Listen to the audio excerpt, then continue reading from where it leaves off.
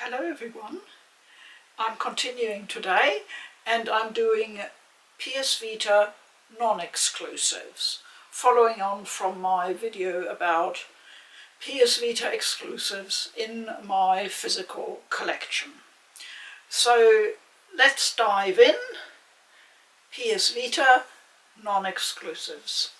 Now sometimes the line between what's an exclusive and should be considered non-exclusive can be a bit difficult, as you already discovered in my first video, and today we'll probably come across at least a couple of cases like that as well, so always bear that in mind, please. The first game, a launch game, Gravity Rush. Now it was of course at the time a PS Vita exclusive, but since then has come to other platforms, PS4 in particular, in a remastered format. Obviously when PS Vita games come to platforms that do not have the touch controls, or sometimes gyroscopic ones as well, obviously adjustments need to be made, and that can alter the gameplay experience. Sometimes more, sometimes less, really depends on the game. I would say in the case of Gravity Rush, the impact is reasonably strong because it is such a unique experience on the Vita. I've played the game both on Vita and on PS4, and I enjoy it on both platforms, but I have to say the Vita experience is significantly different. So from my point of view, apart from being a favourite game of mine, and I think it's a very fine game, I think there's a very good case to be made to say this should be in your Vita collection. Okay? This game needs very little introduction. It was probably the first game I bought when I bought my Vita back in 2013 in my case. I didn't get the Vita at launch. So this is the Region 4 edition for my region Oceania, otherwise identical with the European release.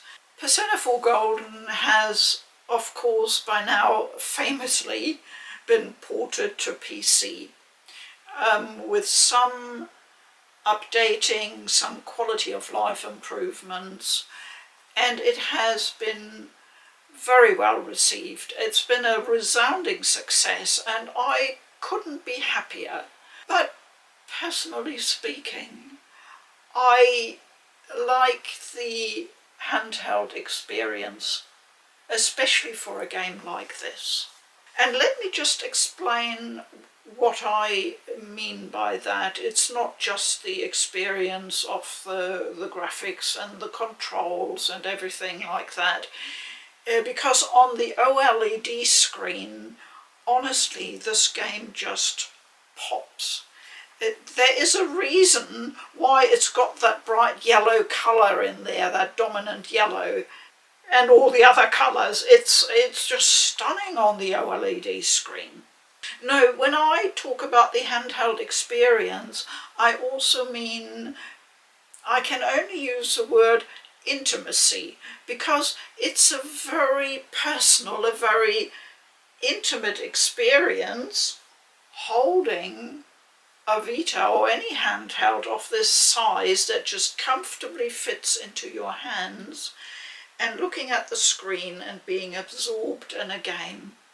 There's an immediacy to the experience that is different from when I look at my TV screen. It's funny, isn't it, how 2 or 3 meters difference makes all the difference.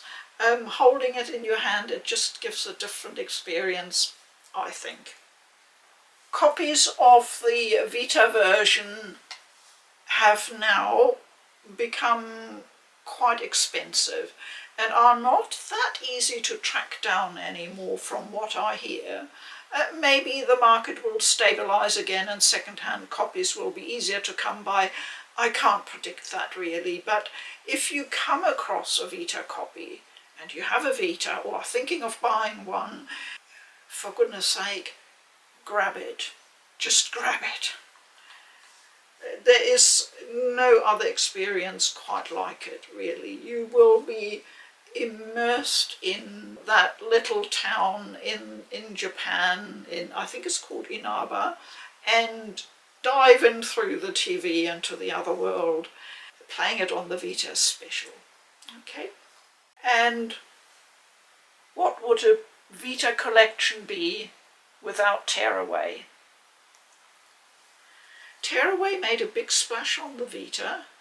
I'm not sure it was quite as successful as the developer had hoped. Its Media Molecule later was ported to the PS4, again with some updating, some improvements, a bit of change of content. To me, the original version is, again, special.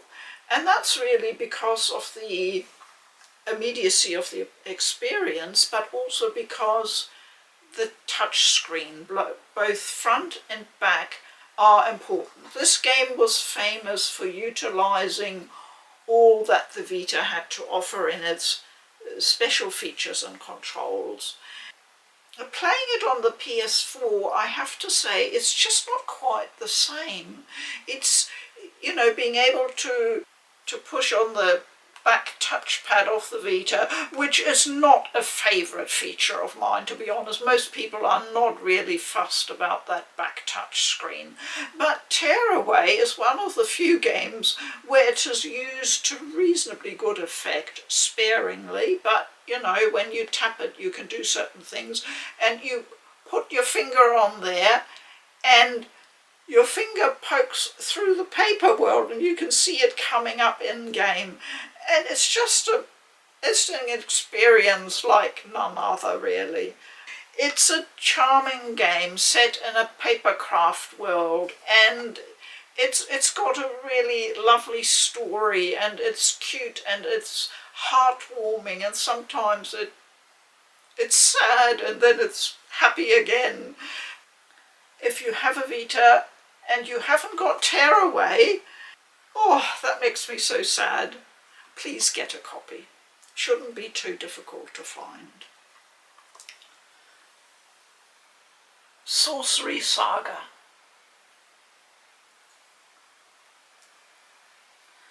Sorcery Saga, Curse of the Great Curry God. As you can see, I have the two region editions here, North America and Europe, because they have different covers and because I like the game. Now, Sorcery Saga is a roguelike dungeon crawler. It's not super strict, so you can carry a few things over between your dungeon bouts, but it can get reasonably demanding in later stages. The game was developed by COPPA for the Vita, and you will find the typical COPPA humour in it. I love the characters and the sometimes just completely silly humour of the whole situation, really, with the curry restaurant, etc. It's the heroine, called Pupuru, has a cute little sidekick. Can't remember his name. Key or something like that.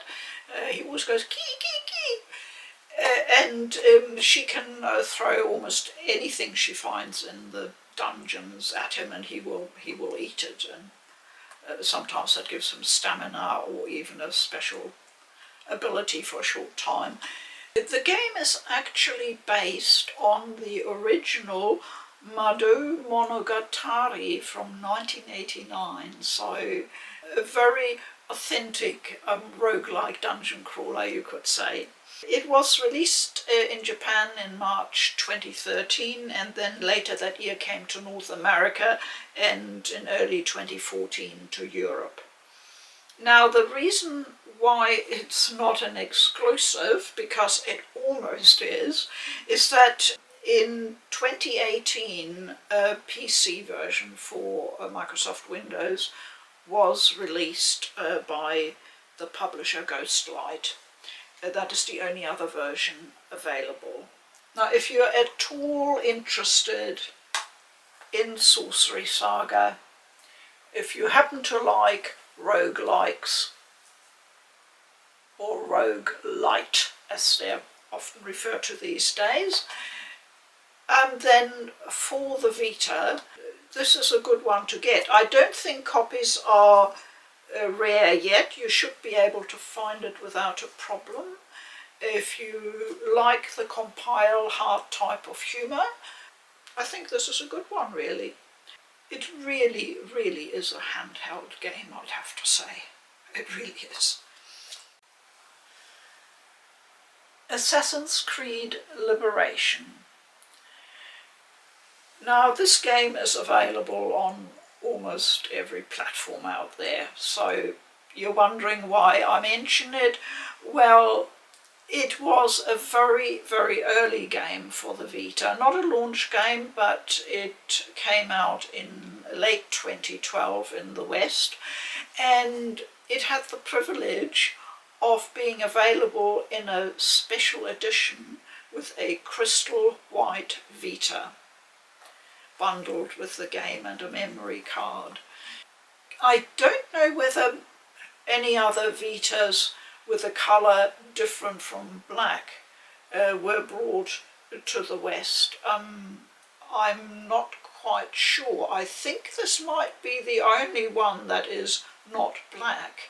So from that point of view alone, it's sort of special.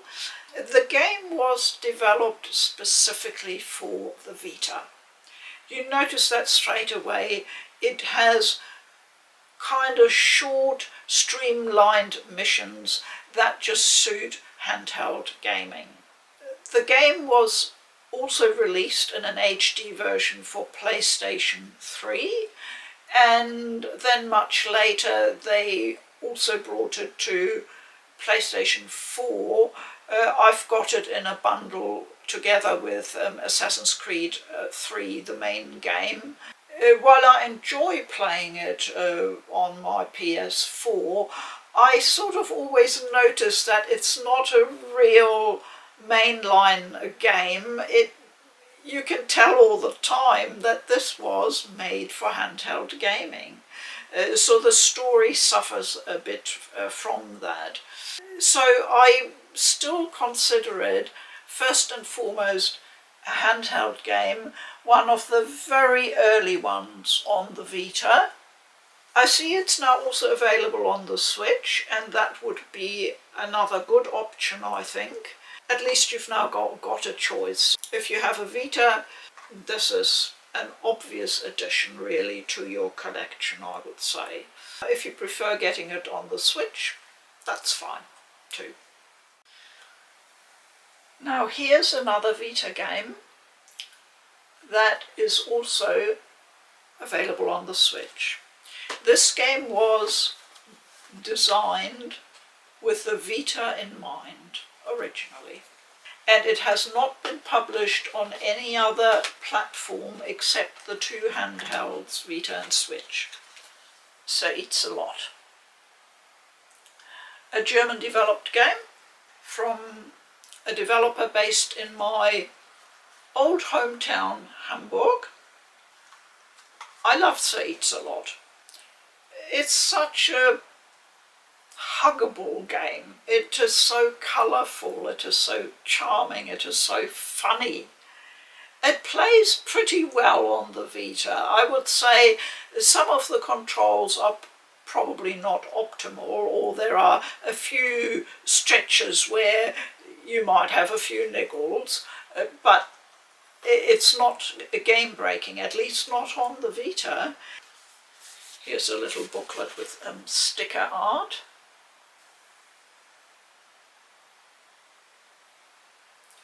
As you've probably deduced by now, the game uses the touchscreen a lot. Many essential functions are carried out that way. I think it even uses the back touch screen a little bit. It's a platformer with some puzzles. It's an adventure game. It's EatsALot. The Vita is a solid option for this game. It was originally developed specifically and only for the Vita, and for that reason alone it earns a place in my PS Vita collection. Now here we have a very interesting game, Trillion God of Destruction, developed by Idea Factory. This is obviously the European edition. Now I need to just read you a few notes about Trillion because it is a fascinating game. I absolutely adored playing it. I think it's a very clever game, a very interesting one, and it certainly kept me entertained all the way. Several of the key staff who worked on Trillion were from the Disgaea series. It's directed by Masahiro Yamamoto, who previously directed Disgaea 4. The game's music was composed by Tenpei Sato, who had also previously worked on music for Disgaea, Hour of Darkness and Phantom Brave, and the character art was designed by none other than Kei Nanamida. And if you've watched any of my unboxing videos, you will most likely have come across the name and me discussing the artwork by Kei Nanamida. It is really outstanding, and Trillion is just wonderful, especially for the character art. The game's localization required the translation of 1.2 million words, so that tells you it's a reasonably long game, and there are a lot of scenes and dialogue in there. It is in part a visual novel. Now, a lot of people had a bit of a problem with Trillion because it doesn't have a standard JRPG type combat. It is almost more, you'd have to say, a management system where you're allocated a time frame and a time limit within which to beat the God of Destruction, and you have to develop the relationships and fulfill certain conditions, and in between go into a dungeon and, get a lot of loot that you can use. But the big combat really only happens against the boss. So it's unusual in that respect, and I think it threw a lot of people a bit. I just found it really intriguing. The story is pretty amazing. I think it's a really good game. The only other platform it's available on is PC, Windows. To my mind, this cries out for handheld playing. It just plays beautifully on the Vita. Everything is optimized for that size screen. The text is always readable. The dungeons, everything is, clearly visible. If you like slightly unusual games, if you like Idea Factory games or Nipponichi Software games, JRPGs in general, visual novels, or don't mind having visual novel sequences in your game, I would say do give Trillion a look.